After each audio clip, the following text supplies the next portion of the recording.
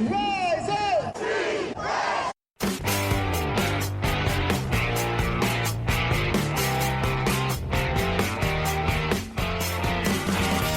This is the Rise Up See Red podcast, all about the Arizona Cardinals and the NFL, featuring insider and outsider perspectives. Enjoy the best hour of Cardinals talk on the web. Now here are your hosts, Jess Root and Seth Cox.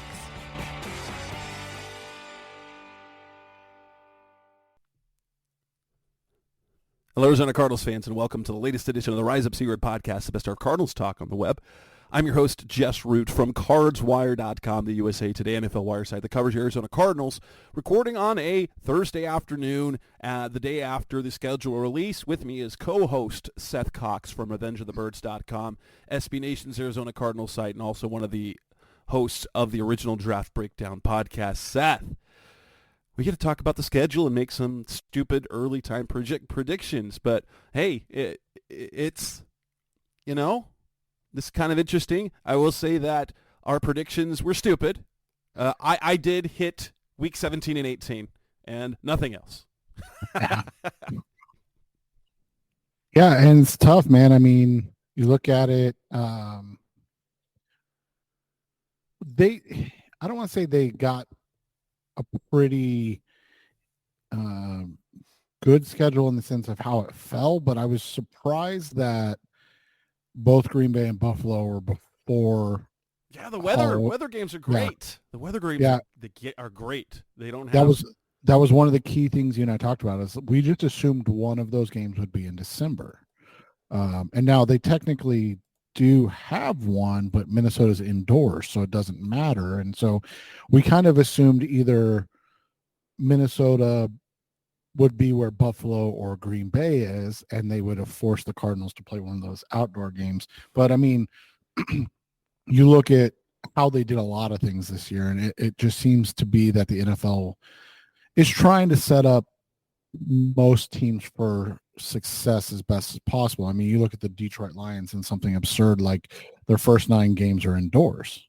Like, you know, Jared Goff's splits when you're talking about indoors versus outdoors are absurd. And so it's just interesting to see how everything kind of fell the way it did. And we'll talk about it, but the first 6 weeks are brutal. Yeah, they've got a brutal schedule. In fact, let's start with that. If you haven't heard the schedule yet, let's go ahead and run it down for you week by week. The Cardinals will start off on the road week 1 at the Buffalo Bills, followed by 3 home games in a row. I honestly did not expect that. I've never, in fact, this has never happened since I've covered the team. Well, and remember, a lot of the time, the Cardinals used to be the road team in September, specifically because of how hot it was. Yeah, this is a long time ago, but that was 16 years ago. But that was how it started, right? Like, and so you look at that and you go, okay, we've just never seen 3 in a row September home games. Just not something that you see on this schedule very often. But the trade-off is they have 3 back-to-back road games. They do, but the nice thing is about all of those is they are spread out. Like the December, January ones are kind of lumped together, but at the same time, you look at how this all kind of fell, and after the first 6 games, you really feel good about what the schedule is. And you don't want to say the first 6 games of the season are going to define this team, but it kind of will. It will more or less define the type of season they're going to have. Right. You want to see this team, and I know this sounds crazy when I'm going to say this, but you want to see this team be at worst 2-4 in that first 6 games, and anything above 2-4, you feel like, damn, this might be a playoff team. Like that's legitimately how you kind of start it, because I mean, they play, one of the perennial contenders in the AFC. Then they play the reigning NFC champions who are also in their division. They play the runner-up NFC team who is everybody's darling to be back in the NFC championship game again. And then they play the team that should have beat the 49ers. Let's just be honest. I mean, and then you just throw in, ho-hum the Rams who own the Cardinals under Sean McVay. And realistically, like those first 6 games, not obviously talking about the Washington Commanders that's an incredibly rigorous schedule. Yes. And the fact that it's 3 on the road and 3 at home, but they're spread out the way they are is another like crazy way that this all fell. Okay. Yes. Back to going down the schedule. So week 1, Buffalo on the road. Week 2, at home against the Rams. So they have a home opener in the division against the Rams, followed by the Lions in week 3 at home, and then the Cliff Kingsbury, Jaden Daniels homecoming in week 4 at home, before they go on the road in week 5 to face the 49ers, on the road in week 6 to face the Packers in October. Not a bad deal. They return home for a Monday night game against the Los Angeles Chargers. We'll talk a little bit more about what that means. It's their one primetime game. Then they go on the road in week 8 to face the Miami Dolphins. Come home week 9, face the Bears. Then they play a second home game in a row against the Jets. And so they have 2 games going into home games going into the bye week in week 11. After their week 11 bye, on the road in Seattle, then on the road at Minnesota, back at home against Seattle. So they're going to face the Seahawks, this is an interesting scenario in the fact that this is a new coaching staff, and the Cardinals will face that Seahawks team twice in the second half of the season, when they're probably going to be what they are, like in terms of whether if they're going to be decent, they will be decent by then.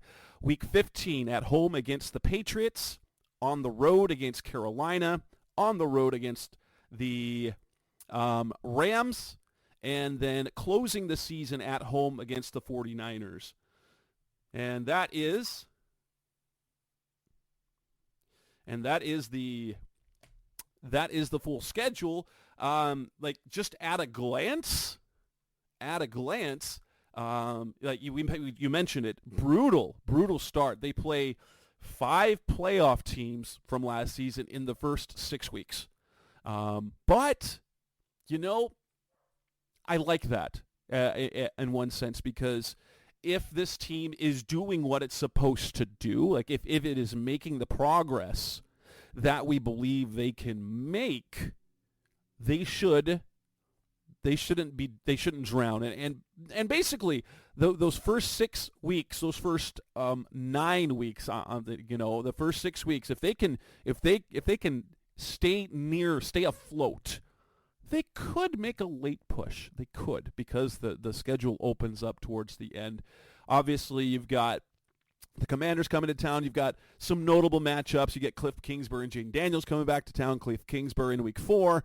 Obviously, he was the head coach here for several years, got fired. It's his return. Jaden Daniels played for Arizona State. He returns to play here. Obviously, week 1, you get the Hail Murray rematch, but in Buffalo. Division matchups are always nice.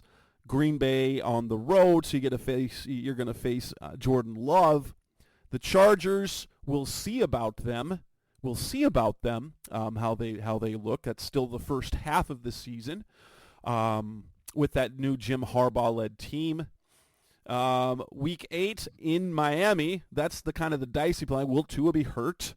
We'll get the Bears at midpoint, which means you're probably going to get the version of Caleb Williams that finishes the season is probably going to be hitting his stride right about week 9. That week 10 game against the Jets, who knows if it'll be Aaron Rodgers, who's going to be hurt. And then obviously they play 4 division games in their final 7. And closing it out with it's good stuff. It's good stuff. Any other initial takeaways that you got just from the schedule? I was like, It's brutal early, opens up at the end, just the one primetime game, and honestly, I don't care. And they didn't get any of the special games. So the Cardinals still aren't there. They're not there yet. They're not getting those special games. They didn't get any of the. They didn't get Thursday. They didn't get. They didn't. Well, they weren't going to. They didn't get a Thursday. They didn't get Thanksgiving. They didn't get Black Friday. They didn't get that special Saturday game. And they didn't get any international games. And they didn't get any international games either. So, yeah, I mean, I guess that's good for us. We don't have to be up at 6 a.m. So that's always, that is fun. True.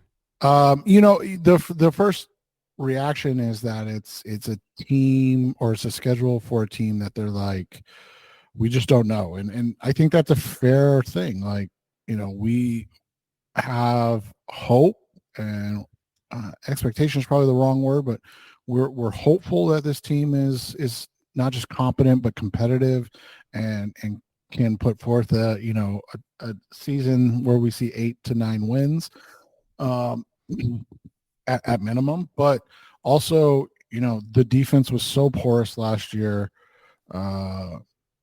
Your expectation levels for some of these rookies, especially obviously Marvin Harrison, are going to be outrageously high. So it's just there's a lot of questions that still have to be answered, and it's fair that they're still out there, because that's the only way you're going to answer them. So I think this schedule overall is more than fair, but it also shows that everybody's kind of still wondering what the Arizona Cardinals with Kyler Murray under Jonathan Gannon are going to be.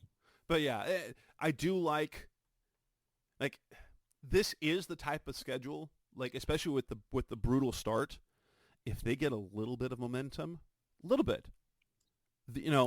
saw what the Texans did last year. It has that type of schedule, because you play tough teams early. If you can, if you go 3-3 in those first 6 games, those first 6 games, then you're really setting yourself up nicely for the rest of the year. Well, and that's what you look at, right? Is that from the jump you get a team that projects to be good, and that's easy enough to say. But Buffalo, but at the same time, they're a team that looks quite different, because they have a new receiving core. We've seen Buffalo start the season erratic offensively, right? And you look at it. I mean, you're talking about a team that is this going to be another 13 win season, or will they be a team that finishes with 10-11 wins like they have? And it's kind of funny, since 2019. I mean, Josh Allen came in 2017, I believe, if I remember right, but don't quote me on that. It might have been 2018, because that was the Josh Rosen year. Okay, yeah. So 2018, it's kind of funny, since after his rookie season, 6 losses, 3 losses, 6 losses, 3 losses, 6 losses. So is this, are they on that side where they'll be? This is the 3-loss 14-3 team, right? Or is, as you pointed out, is that, and you don't want to say is that ship sailed, but like, this is a very different looking team without Stephon Diggs, without that defense, that defense that has been around for so long and so potent. I don't think people understand how good their defense has been under Sean McDermott with this group of defensive players, especially, the guys in the secondary. That secondary is completely remade. And that's where my question, I'm not of the opinion that Josh Allen is just, he's the number 2 quarterback, blah, blah, blah, like some people are, but I do have respect for who he is and what he is. But I really think, Micah Hyde and Jordan Poyer, they're gone. You mentioned the Tre'Davious White, gone. Like, those guys are gone from a secondary that was ferocious. Their pass rush, they were, Leonard Floyd gone. They still have Ed Oliver, but after that, they really, Greg Rousseau hasn't really lived up to the hype. Jordan Phillips kind of fell off that cliff again. And so, like, what do they have there? It's going to be interesting but you get a team that's expectations are high. Then you get Los Angeles. And again, what's the expectation? Matt Stafford kind of turned back the clock last year, but similar to how we just discussed. They transitioned so quickly to an aging team, to a team with very promising young players. And now, mind you, this is going to be different because this is without Aaron Donald now. And so how will that defense look without him? How will Kobe Turner on the interior look without Aaron Donald next to him? Well, and kind of like what we talked about, Matt Stafford is the same. 12-5 wins the Super Bowl in his, first year with the Rams in 2021, and then they go 3-6 in his injury-plagued 9-game season.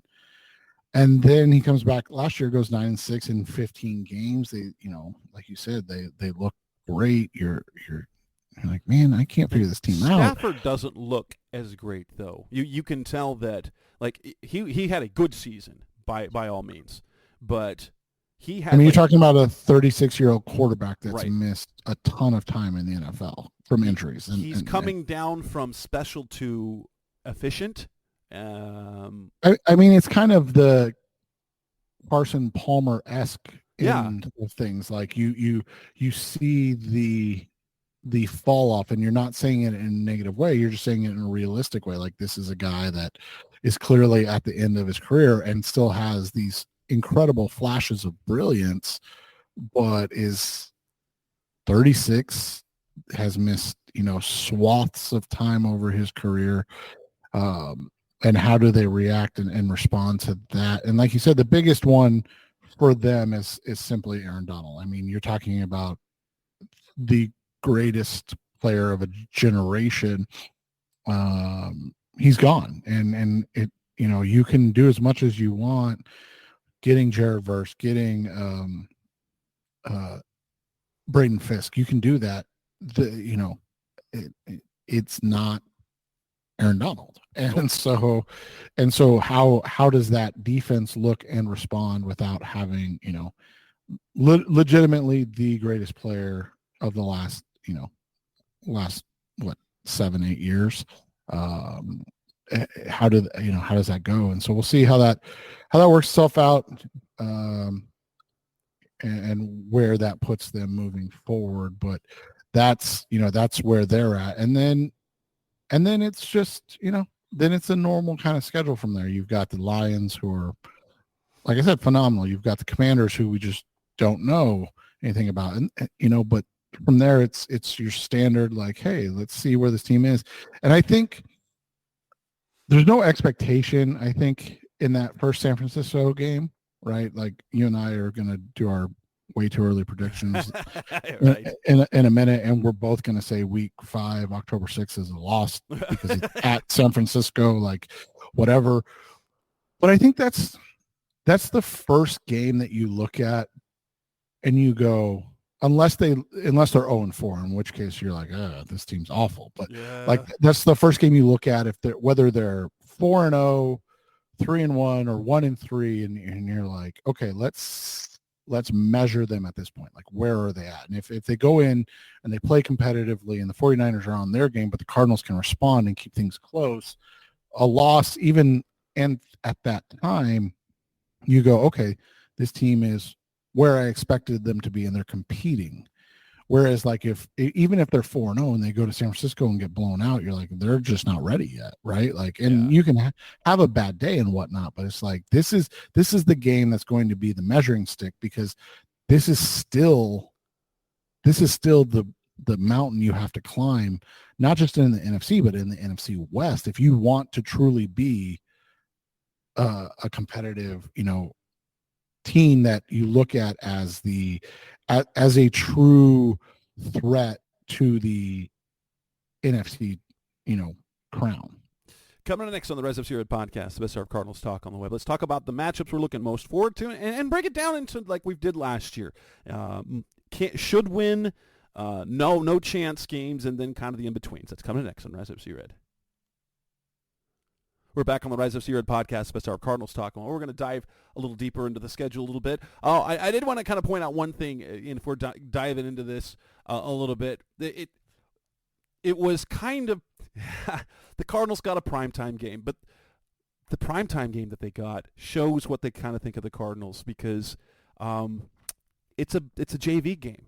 It's a JV game. It's an alternate broadcast on Monday Night Football Week 7. It's an ESPN marketing ploy to get ESPN Plus subscribers because the Ravens and Buccaneers will be on the regular Monday night broadcast on ABC and ESPN.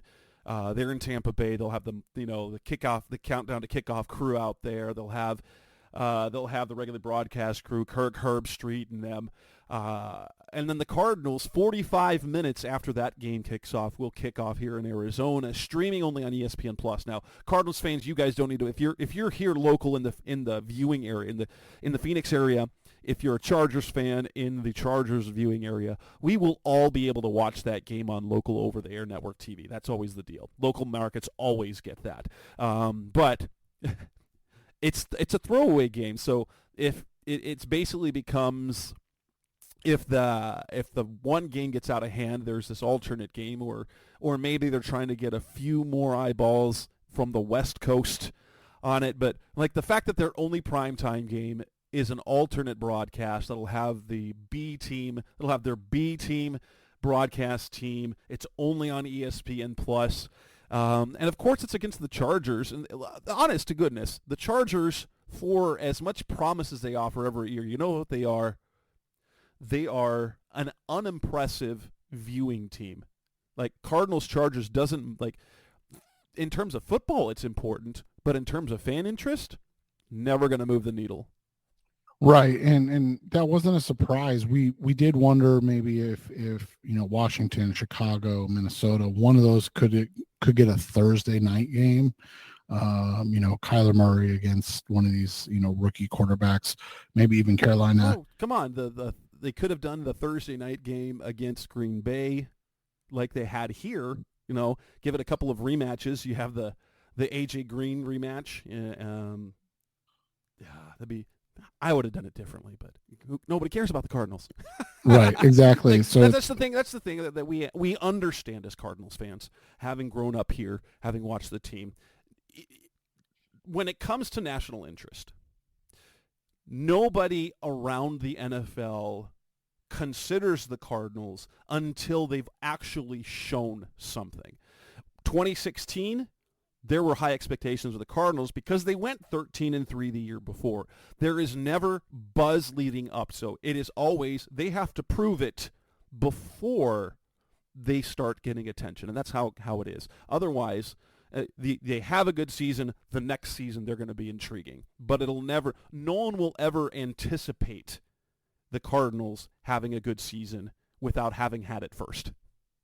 Right. And so that's, like you said, we're just used to that at this point, and we'll see how that plays out. Because that's the nice thing about the flex schedule now is that if Minnesota and Arizona are both good teams, that's an intriguing game later in the year that you can flex to, NBC, or I guess they can even do Monday Night Football now, right? So it's, you have those options, and especially, Minnesota, a huge fan base. But that's the other thing that's tough, is that outside of the division games, there's really no games that look flexible.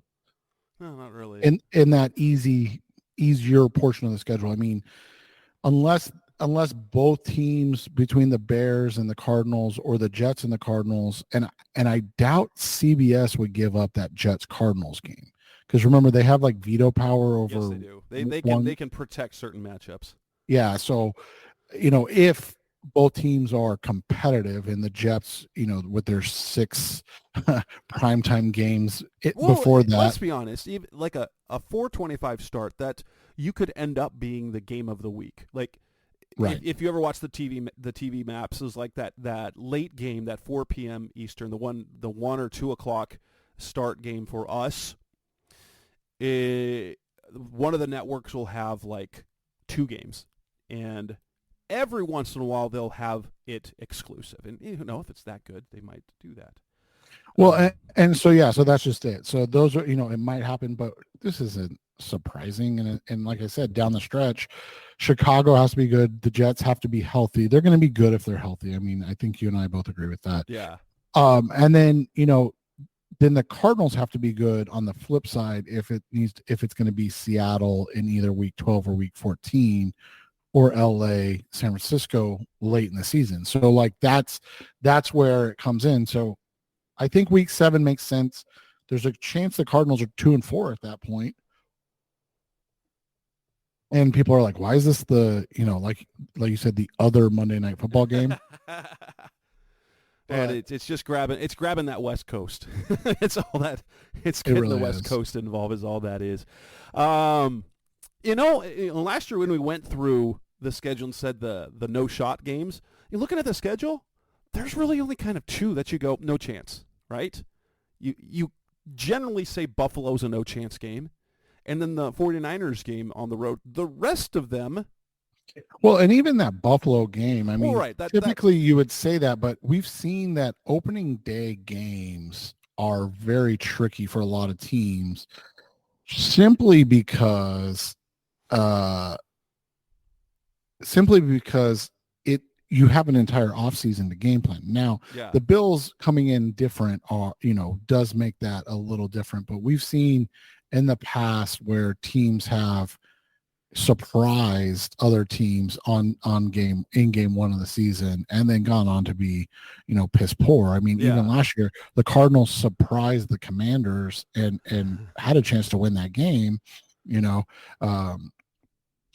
Really the only game I remember in the last couple of seasons being that embarrassing blowout was the Chiefs game, right, where it looked like the Cardinals didn't belong. Yeah, but that's usually the case. Like in terms of when I handicap games in weeks 1 and 2, I give the home opening team a little extra juice. Right.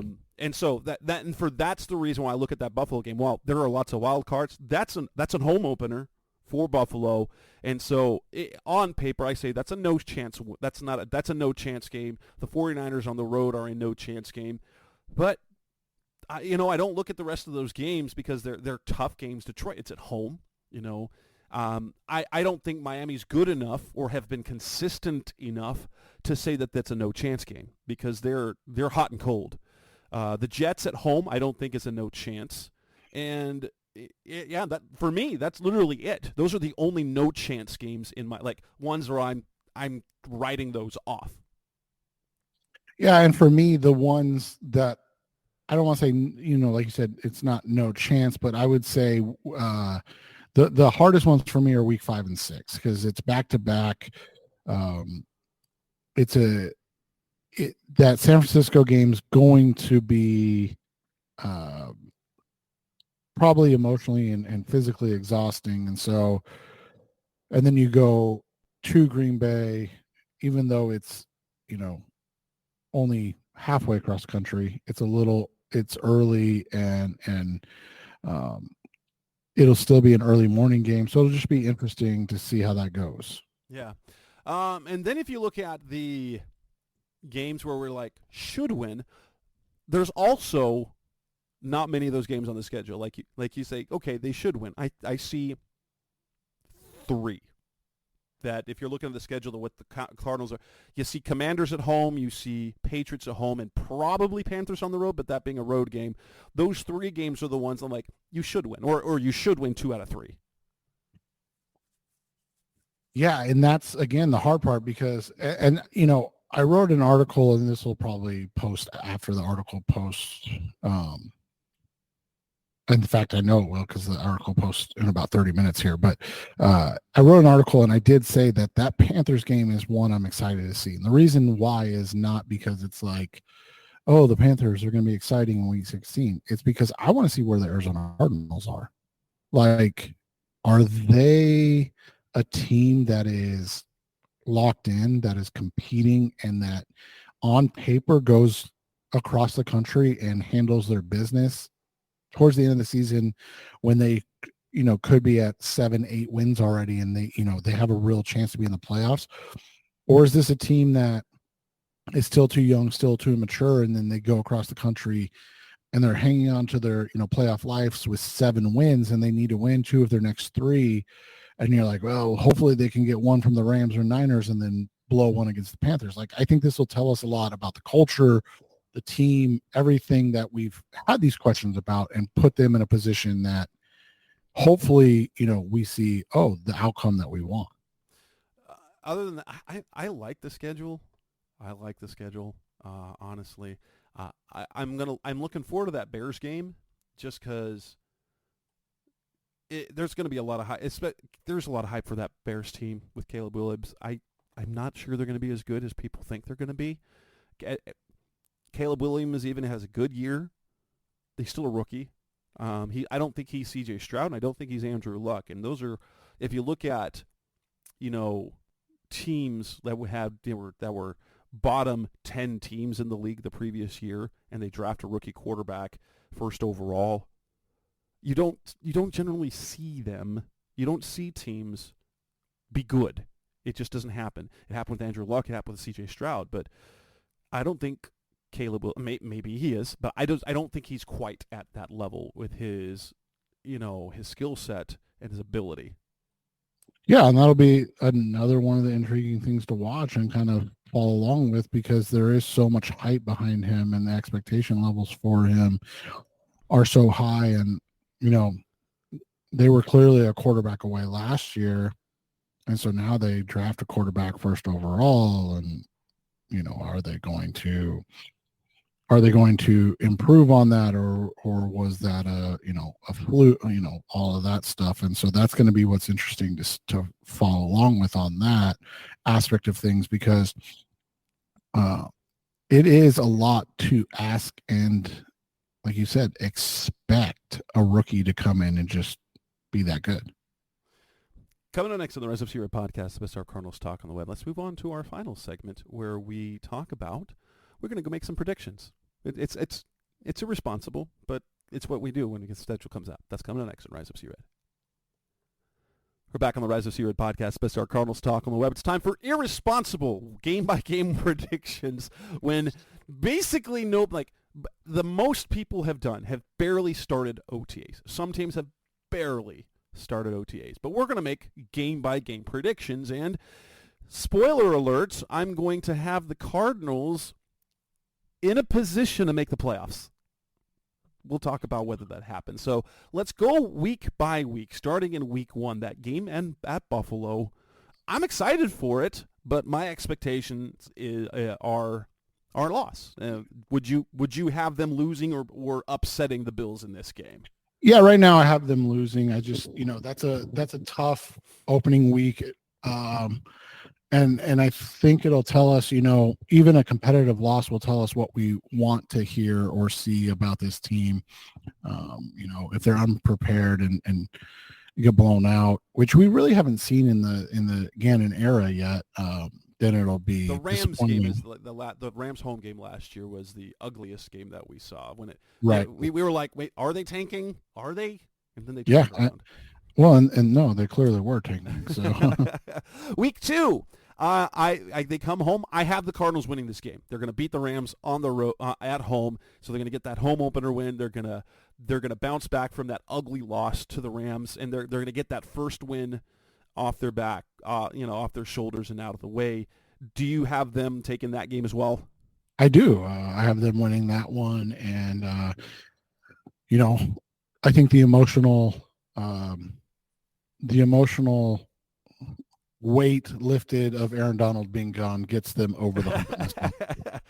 Finally, week 3, competitive loss to the Lions, because the Lions they're good. They're good.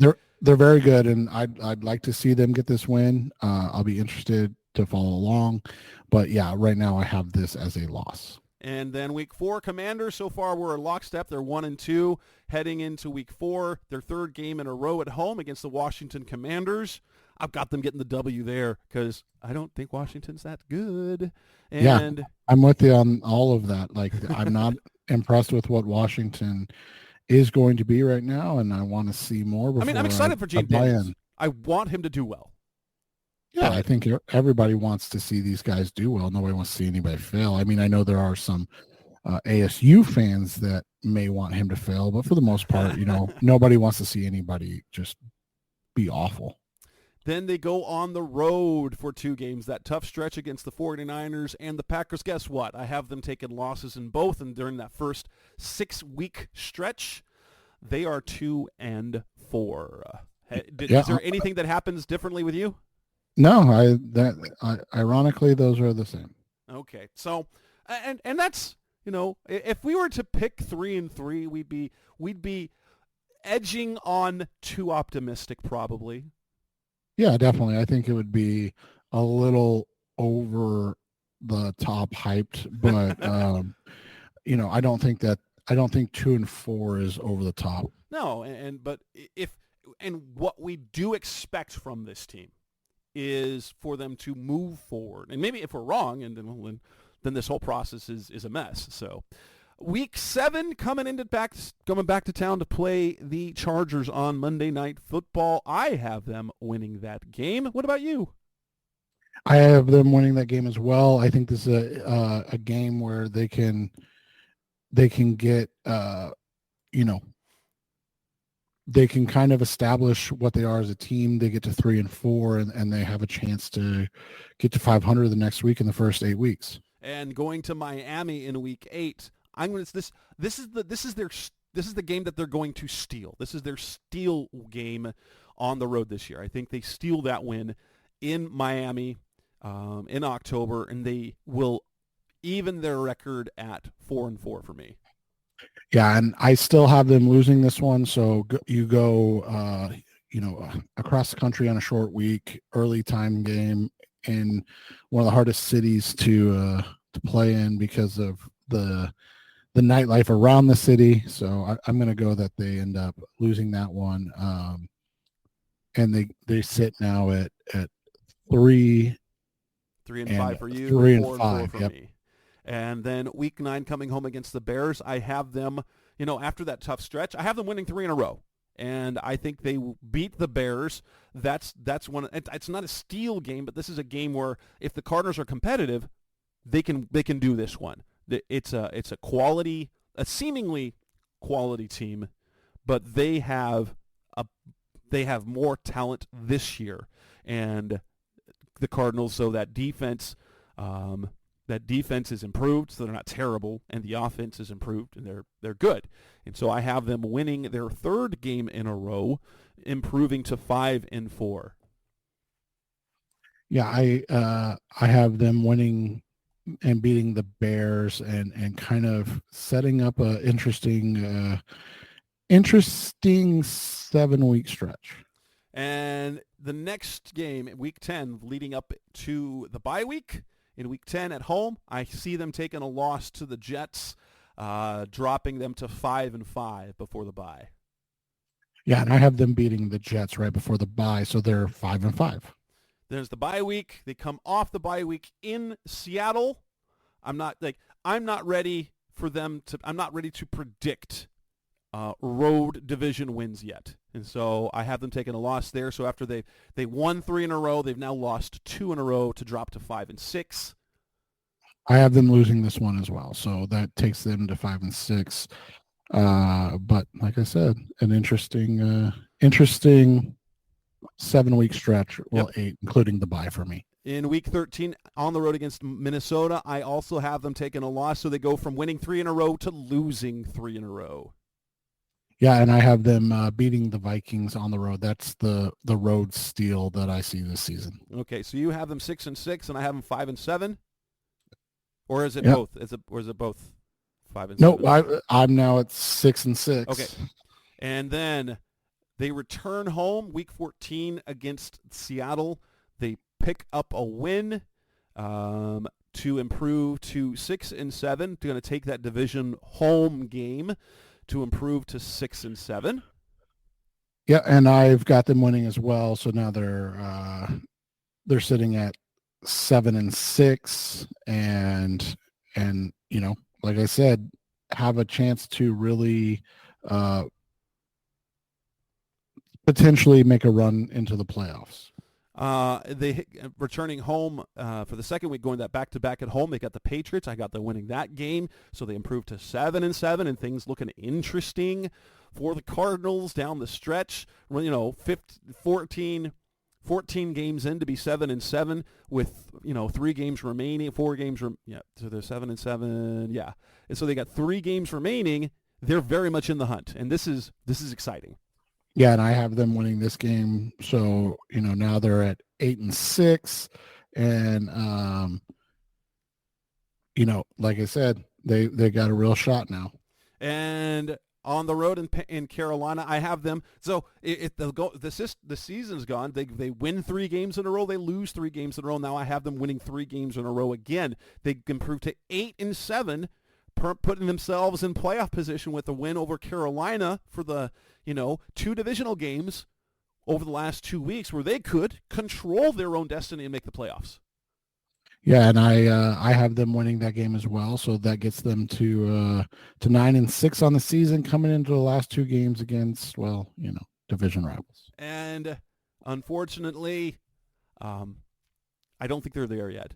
On the road against the Rams, again, I'm not predicting any road division wins, so they drop to 8-8 with a home showdown against the 49ers. It's unclear at 8-8 they might be out of the picture, or it'll be at best it'll be kind of a win plus a lot of help, and then I have them failing in the finale. The 49ers sweep, and so end up finishing 8-9. So they go 8-7. They're in position, and then they fail in their last 2 weeks to fall out of the playoffs, just short. But playing meaningful, that Week 18 game ends up being meaningful football for them.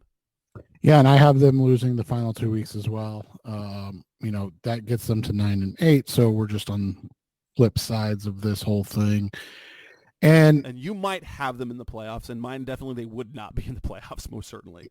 Well, yeah, most of the time they wouldn't be in the playoffs at 8-9, but you never know. The NFL's wonky all the time.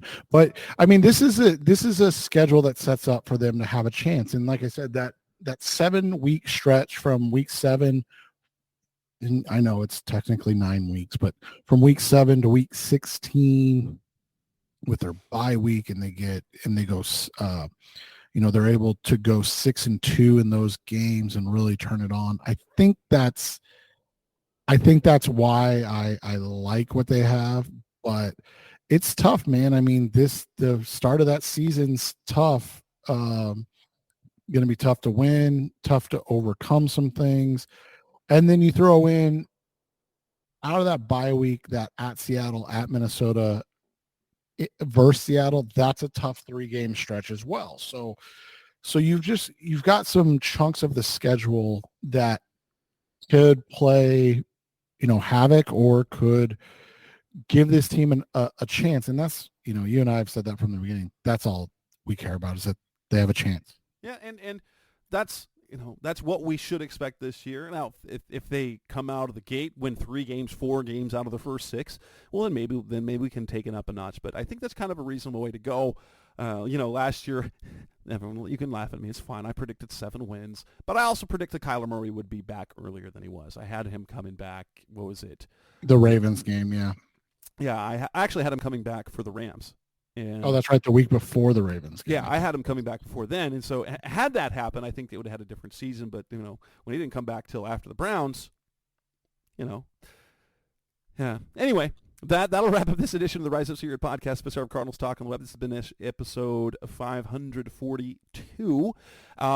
Next week, as OTAs begin, we'll start to talk positional battles and things like that. And it looks like next week we will probably have one show, and then we might be on hiatus for a couple of weeks, as I'll be traveling and Seth's got stuff, and and then we'll get back together to talk minicamp, kind of wrap things up. So that's Seth Cox. I'm Jess Root. Thanks for listening. As always, we'll be back next week. Thanks for listening to the latest edition of the Rise Up See Red podcast.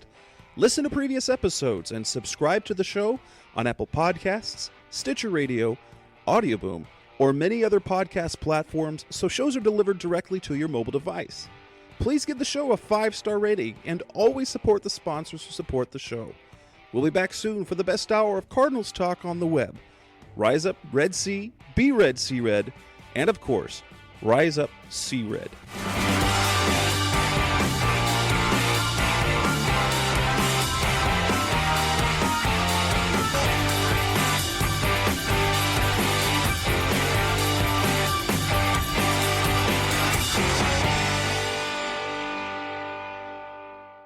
Red!